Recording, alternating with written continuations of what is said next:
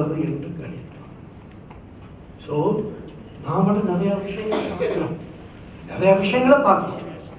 ஆனால் அந்த ரஜினிகாந்த் மாத்திரம் தான் நம்ம கண்டுபிடிப்போம்.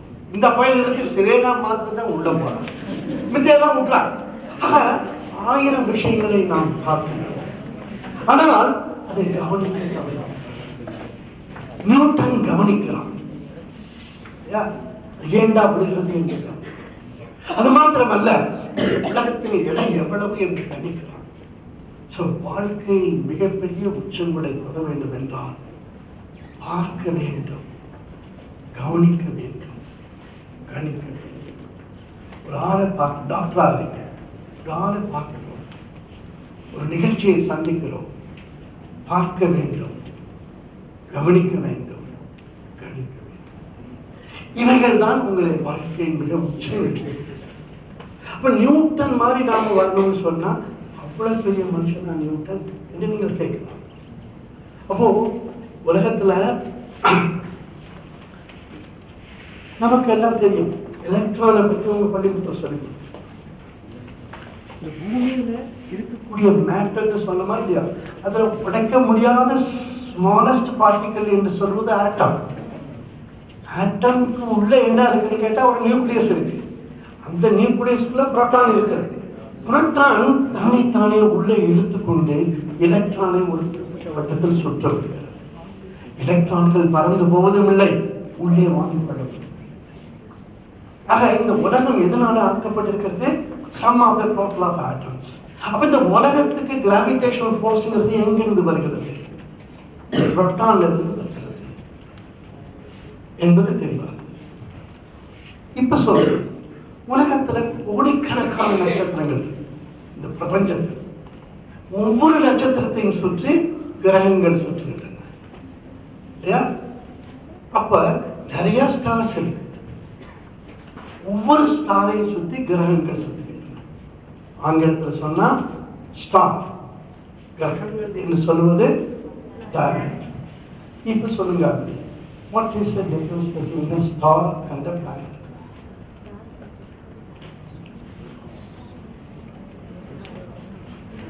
Star is a proton. Star is a proton. Stars will twinkle, planets does not twinkle. Twinkle. She is approximately correct. A star can generate its own energy and emit light. A planet cannot generate its own energy. It cannot emit light. பூமி எதன் நிற்பதற்கு photosynthesis இருக்கு. இப்ப சொல்றேன், படித்தவர்கள் மறந்து விடுகிறார்கள். எல்கேஜில சொல்லி கொடுத்தா twinkle twinkle little star, twinkle twinkle little பிளானட்னு சொன்னானா? ஆக எல்கேஜிலேயே இந்த கேள்விக்கு பதில் சொல்லிட்டாங்க. 80% பெண்மணிகள் பையங்க மாத்திட்டீங்க. நீங்கள் எல்லாம் படித்தவர்கள், கற்றுக்கொண்டவர்கள். இப்ப புரியுதா நான் சொன்னதுக்கு வித்தியாசம்? சரி, அடுத்த ஸ்லைட் பார்ப்போம். இவ 4 பேரும் பெரிய பெரிய விஞ்ஞானி. ஓமி பாபான்னா மாபெரும் விஞ்ஞானி. இப்போ நமக்கு எலக்ட்ரிசிட்டி வருது, கால் பாக்கம், இதெல்லாம் நீங்க கேள்விப்பட்ட. அவர் கேம்பிரிட்ஜ் யூனிவர்சிட்டியில் மிகப்பெரிய பேராசிரியர். கேவலம் அப்பொழுது 4500 ரூபாய் சம்பளத்துக்காக இருக்கிறார். விக்ரம் சாராபாய் பெரிய இண்டஸ்ட்ரி, இந்த ஸ்பேஸ் ரிசர்ச், இப்போ நமக்கு டெலிவிஷன் வருது, செல்போன் வருது, இதுக்கெல்லாம் காரணக்கர்த்தா அவர். அவருக்கும் 4500 ரூபாய் சம்பளம். அப்புறம் உங்களுக்கு தெரியும் MS சுவாமிநாதன், காலையில் சாப்பிட்டீங்க, கிரீன் ரெவல்யூஷன் சொல்றாங்க. அதை பண்ண அவருக்கு 3 பதவிகள் அமெரிக்காவில். ஆனால் இந்த தேசப்பற்று காரணமாக கேவலம் 4500 ரூபாய் சம்பளத்துக்காக இங்க வந்து வேலை பார்க்கிறாங்க. இன்னைக்கு வேணா அது 1 லட்சம் ரூபாயா இருப்பாங்க. வாழ்க்கைக்கு பணம் தேவை, பணம் இல்லாம வாழ்க்கை இருக்கு. படித்தவருக்கு வேலை வாங்கி பணம் சம்பாதிக்க வேண்டும். ஆனால் கேள்வி என்ன என்று கேட்டால், பணம் வேண்டுமா? பணமே வேண்டுமா? பணம் கொடுக்குறான் DSC 8000 ரூபாய், பணம் கொடுக்குறான் PhD பண்றதுக்கு 25,000 ரூபாய், பணம் கொடுக்குறான் 5 வருஷத்துக்கு வேலை. ஆனால் பணமே வேண்டுமா அல்லது புகழ் வேண்டும் என்று தீர்மானிக்க வேண்டிய காலகட்டத்தில் இல்லை. பணம் வேண்டும், ஆனால் பணமே வேண்டுமா புகழ் வேண்டும். இவரை போல பேரும் புகழும் வேண்டும். என்ன சொல்லியிருக்கிறார் திருவள்ளுவர்? தோன்றி எந்த வாத்திமாராவது உங்களுக்கு சொல்லிக் கொடுத்துருக்காங்களா? தோன்றி பணத்தோடு தோன்றுகன்னு சொல்லிக் கொடுத்தாளா? இல்லை. ஆகவேதான் நீங்க எல்லாம் சயின்ஸ் படிக்க வேண்டும். இவனை பற்றி உங்களுக்கு நல்லா தெரியும். ஆர்கிமிடிஸ் ஒரு ராஜாவுக்கெல்லாம் எப்பவுமே முட்டாளா இருப்பான். அவருக்கு ஒரு அழகான கிரீடம், இப்ப அது தங்க கிரீடம்.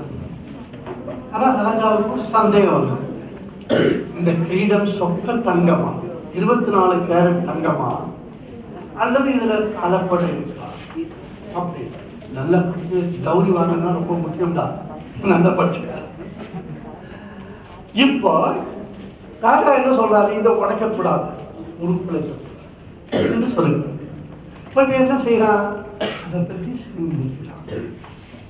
என்ன சிந்தனை? நமக்கு எல்லாம் சொல்லிக் கொடுத்துருக்காங்க.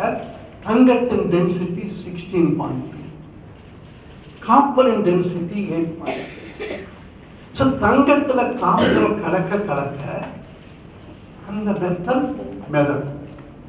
தங்கத்துல அதிகமாக இருக்க காப்பரை வெளியே எடுக்க அந்த மெட்டல் மூழ்கும். அங்க சராசர மூழ்குதா? இங்க பாத்தியா? ஆக அவன் என்ன செய்யறான்? ஆர்கிமிடிஸ் அதே சிந்தனை. சாப்பிடும் போது சிந்திக்கிறான், தூங்கும் போது சிந்திக்கிறான், குளிக்கும் போதுல கூட சிந்திக்கிறான். அவன் உடம்பு அந்த டபராவில் இருக்கிற தண்ணீரில் அமிடும் பொழுது யுரேகா என்ன? அவனுடைய உடம்பின் டென்சிட்டிக்கு ஈக்குவலாக தண்ணீர் வெளியேறும். யுரேகா. உங்கள ரொம்ப பேர் என்ன நினைச்சுட்டு இருக்கு? சயின்டிஸ்ட்னா அவள் பெரியப்பா, மேட்டு குடிமக்கள், அவள நிறைய மூளையோட இருக்காங்க. Science is born when you strike at an idea. இப்படி இருந்தா யுரேகான்னு அவனுக்கு ஒரு ஐடியா தோன்றது. அங்கதான் சயின்ஸ் இஸ் born. அப்ப அவனுக்கு என்ன நம்ம கற்றுக்கொள்கிறோம்? ஆர்கிமிடிஸ்ல இருந்து சிந்திக்க வேண்டும், சதா சிந்திக்க வேண்டும். சிந்திப்பது என்பது ஒரு கல்வி வேண்டும். செந்தமிழும் நாம் பழக்க வேண்டும். ஆக தொடர்ந்து சிந்திக்க வேண்டும் என்பதை தான் ஆர்கிமிடிஸ் நமக்கு சொல்கிறார். சரி, இப்ப நடந்த நிகழ்ச்சி அப்படியே சொல்றேன். ராமானுஜம் ஒரு ஏழை வந்தார். ராமானுஜம் எவ்வளவு பெரிய மேத்தமேட்டிஷியன் என்று சொல்வதற்கு உங்களுக்கு வயதும் இல்லை, படிப்பும் இல்லை. கணக்கில் கில்லாடியம். உங்களுக்கு புரியுற மாதிரி ஒன்று சொல்றேன். எல்ஐசின்னு ஒன்று இருக்கா இல்லையோ? அது என்ன பண்றது? லைஃப் இன்சூரன்ஸ் கார்பரேஷன் உங்களை லைஃப் இன்சூர் பண்ணுது. எல்ஐசி யார் சார் இன்சூர் பண்ணுது? எப்படியா கேட்டிருக்கியா? Government of India sir. Government of இந்தியாவை யார் சார் இன்சூர் பண்றது என்று கேட்டுக்கொண்டே போனால் we get into a point called infinity. சொல்லிக் கொடுத்து கலைஞர் உலகத்துல இன்ஃபினிட்டிவை தெரிந்து கொண்ட ஒரே மனிதன் ராமானுஜம். யாரும் இல்லை. அப்ப எப்படி ஆளுநரும் உங்களுக்கு புரியும். அந்த ராமானுஜம் ஒரு ஏழை பிராமணன். நேற்று மதியம் சாப்பிட்டாயா? சக்தியோட இந்த சொல்ற சாப்பிட்டு மத்தியானம் சாப்பாடு ரெடியா ஆயிட்டு சிக்கனோட. ராமானுஜம் நேற்று மதியம் சாப்பிட்டு, நேற்று இரவும் வீட்டு சாப்பாடு காத்தால அம்மா சாப்பாடு கேட்கிறார். ராமானுஜனுடைய தாயார் சொல்கிறார், ராமானுஜம் வீட்டில் ஒரு மணி அரிசி கூட இல்லை, இதோ இந்த டபராவில் ஜலம் வைத்திருக்கிறேன், இதை சாப்பிட்டு விட்டு போ. யாரிடமாவது கடன் வாங்கியாவது உனக்கு மாதியம் சாதம் ஸ்கூலுக்கு போனாங்க. அங்கே என்ன மாதிரி ஒரு முட்டாள் வாத்தியார் ராமானுஜம் நேற்று இருந்து இந்த கணக்கை போட்டு பார்க்கிறேன், விட வரமாட்டேன், நீ செத்த பார்க்க. ராமானுஜத்துக்கு உனக்கு பைய பென்சில் பேனா எல்லாம் கொடுத்துருக்கான் அம்மையார் சுந்தரம். ஆனால் ராமானுஜத்துக்கு ஒரே ஒரு சாக்லேட் சார், அவன் கோயிலுக்கு போகிறான், களிமை எழுதி ஃபார்முலா ஆஃப்டர் ஃபார்முலா அதே சிந்தனையில் லயித்திருக்கிறான். 2 மணி ஆயிடுத்து, அம்மா வந்துட்டா, ராமானுஜம் அம்மா சாதம் கொண்டு வந்து சொல்லுகிறான். என்ன செய்வது? மூட்டார்கள் நீங்கெல்லாம் ஒரு நாள் ராமானுஜமா? என்ன சொல்றான்? துள்ளி எழுந்து, அம்மா இப்பொழுது என்னை ஏன் எழுப்பினாய்? இன்னும் 2 வினாடிகள் கழித்து என்னை எழுப்பி இருந்தால் என் ஆசிரியருக்கே தெரியாத கணக்கு விடையை கண்டுபிடிக்கிறேன். கண்டுஞ்சா பசினோக்கா எவ்வளவு தீமையும் மேற்கொள்வார் கர்மமே கண்ணாய் என்று தமிழ் ஒரு பாடல். சயின்ஸ் பண்ண வேண்டும் என்றால் ஆர்கிமிடிஸ்டிற்கு நாம் என்ன கற்றுக்கொண்டோம் என்றால் சிந்திக்க வேண்டும், தொடர்ந்து சிந்திக்க வேண்டும். ராமானுஜத்திலிருந்து நாம் என்ன கற்றுக்கொண்டோம் என்றால் அவ்வாறு சிந்திக்கும் பொழுது சாப்பாடு தேவையில்லை, ஏர் கண்டிஷன் தேவையில்லை, தூக்கம் தேவையில்லை, எவ்வளவு தீமையும் மேற்கொள்வார் கர்மமே கண்ணாய். அப்படி வரவாதான் நோபல் பிரைஸ் வாங்கக்கூடிய சயின்ஸ். சரி, அடுத்த ஸ்லைட். சர்பிரியான் மெடாவர் இந்த மாதிரி ஒரு சொல்லுவாங்க. நான் சொன்னேன் பார்க்க வேண்டும், கவனிக்க வேண்டும், கணிக்க வேண்டும் என்று சொன்னேன். இவர் என்ன பண்றார்? 1939 45 வரைக்கும் உலக மகாயுத்தம், கோடிக்கணக்கான பேர் காயப்பட்டு, லட்சக்கணக்கான பேர் இறந்து போயிட்டாங்க. அப்போ காயப்பட்டவாளை காப்பாற்றுறதுக்கு உங்களை மாதிரி கட்சிக்கான டாக்டரா இல்லை. அப்ப இவர் கம்பவுண்டர் வேலை பார்க்கிறார். அப்ப மிக கேவலமாக நினைக்கிறவங்கன்னா ஒரு கம்பவுண்டர் வேலைன்னா என்ன? இந்த இடத்துல காயப்பட்டா இந்த இடத்த சுத்தப்படுத்தி அம்பட்டையனாக இந்த முடியெல்லாம் சிரைச்சுண்டு டிஞ்சர் போட்டுட்டு doctor the patient is ready for surgery என்று சொல்ல வேண்டும். அவர் வேலை. அப்ப அவர் என்ன பார்க்கிறார்? முடியை பார்க்கிறார். மனுஷாவுக்கு முடி கருப்பா இருக்கலாம், நம்மள மாதிரி இந்தியன்ஸ்க்கு பிரவுனா இருக்கலாம், ஐரோப்பாவிலும் அமெரிக்காவிலும் கோல்டன் எல்லோ கலர் இருக்கலாம், நார்வே ஸ்வீடன்ல சில்வர் ஒயிட் கலர் இருக்கலாம், முடிக்கு நிறம் இருக்கிறது என்று எழுதிவிடுகிறார். அடுத்த ஸ்லைட் பார்ப்போம். ஒரு அம்மனுக்கு முடி குட்டையா இருக்கு, இன்னொரு அம்மனுக்கு அடுத்த ஸ்லைட் கொடுக்கலாம். அடுத்த ஸ்லைட். ஒரு அம்மனுக்கு இன்னொரு அம்மனுக்கு நீட்டமா இருக்கு. சோ முடிக்கு நிறம் இருக்கிறது, முடிக்கு நீளம் இருக்கிறது. வேற என்ன இருக்கு? அடுத்த ஸ்லைட் பார்ப்போம். ஒரு அம்மனுக்கு ஸ்ட்ரைட் ஹேர், இன்னொரு அம்மனுக்கு கர்ல் ஹேர். ஒரு அம்மாவுக்கு சுருட்ட தலை, இன்னொரு அம்மாவுக்கு பரட்ட. 8வது வகுப்புல ஒரு பூவை எடுத்து ஒரு பிளேட வச்சு செக்ஷன் பண்ண, அள்ளிவட்டம், புள்ளிவட்டம், ஸ்டேமன், கிறிஸ்டன் சொல்லி கொடுத்துருக்காளே இல்லையோ, அந்த மாதிரி தானே இந்த முடியை எடுத்து செக்ஷன் பண்ணலாம் ஒரு பிளேட வச்சு. இந்த பரட்டத்தலை ரவுண்டாக, இந்த சுருட்டத்தலை ட்ரையாங்கலாக இருக்கு அப்படின்னா புரிச்சுக்கிறார். சரி, வேற என்ன இருக்கு? முடிக்கு ஒரு திசை இருக்கிறது. இந்த அங்க இருக்கா, இந்தாண்ட போற முடி இந்தாண்ட தான் போறது, இந்தாண்ட போற முடி இந்தாண்ட தான் போறது, பின்னால போற முடி பின்னால தான் போறது. இவா எடுத்து இந்த முடி எங்க இருக்குன்னா நட்டமா இருக்கு, ஒரு பையன் கூட இவ்வளவு சைடு இல்லையா? ஆக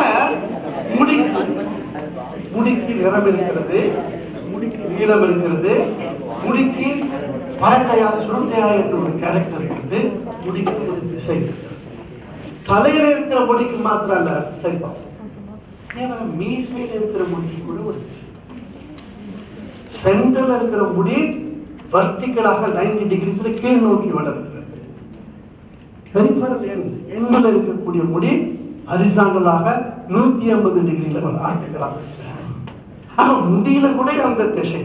அடுத்த ஸ்லைட் பார்ப்போம். ஒரு பெண்மணிக்கு ஐ லாஷஸ், அவன் என்ன விரும்புறா?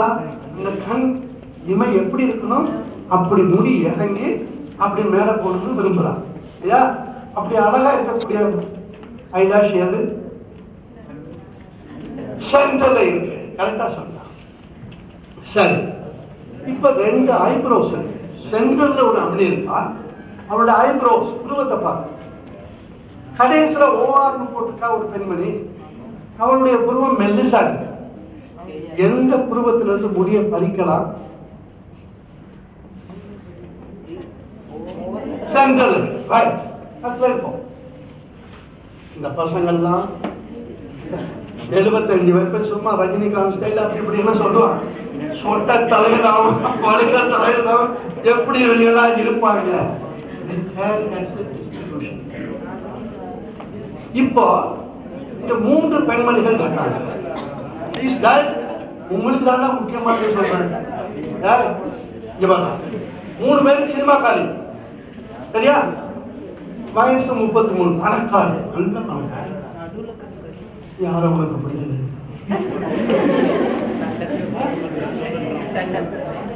சென்டர் வயசு 15, 33 வயசு, அவ்வளவு குண்டா இருக்கா. யார பிடிக்கிறாங்கன்னா சென்டர். அயோக்கிய பய.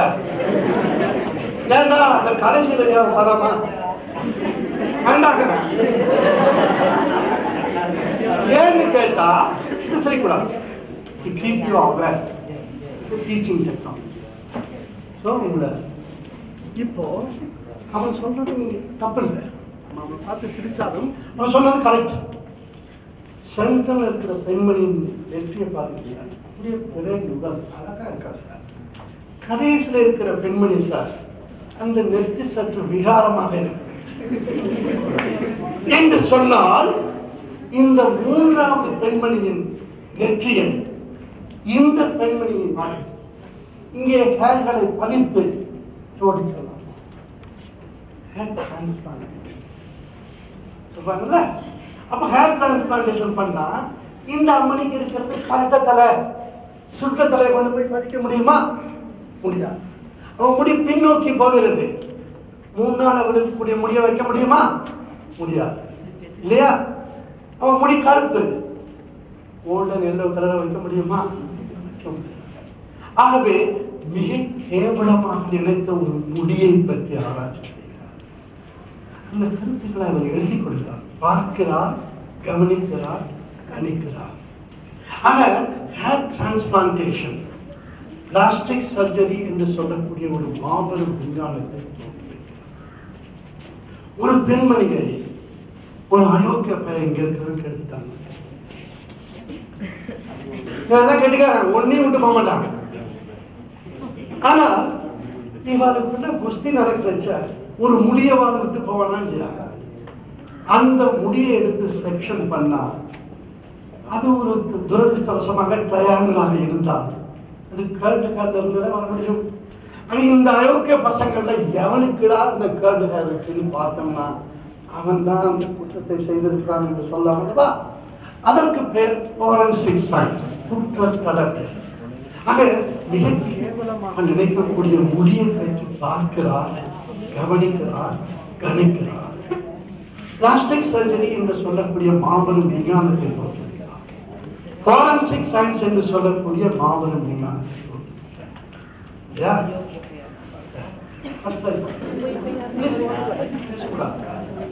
நீங்க நல்லா உற்சாகமா இருக்கணுங்கிறதுனால தான் உங்க லெவலுக்கு நான் இறங்கி வந்து பேசுறேன். ஒண்ணு பிராய்லர் சிக்கன் சொல்றாங்க, இன்னொன்னு நாட்டுக்கோழின்னு சொல்றாங்க. சரியா? இதுல நாட்டுக்கோழி விலை வசதியா இருக்கு, பிராய்லர் சிக்கன் விலை கம்மியா இருக்கு. இப்ப நாட்டுக்கோழி சாப்பிடறதுல விசேஷமா போயிடுது. இது ரெண்டுக்கும் சாப்பிடறதுனால என்ன வித்தியாசம்?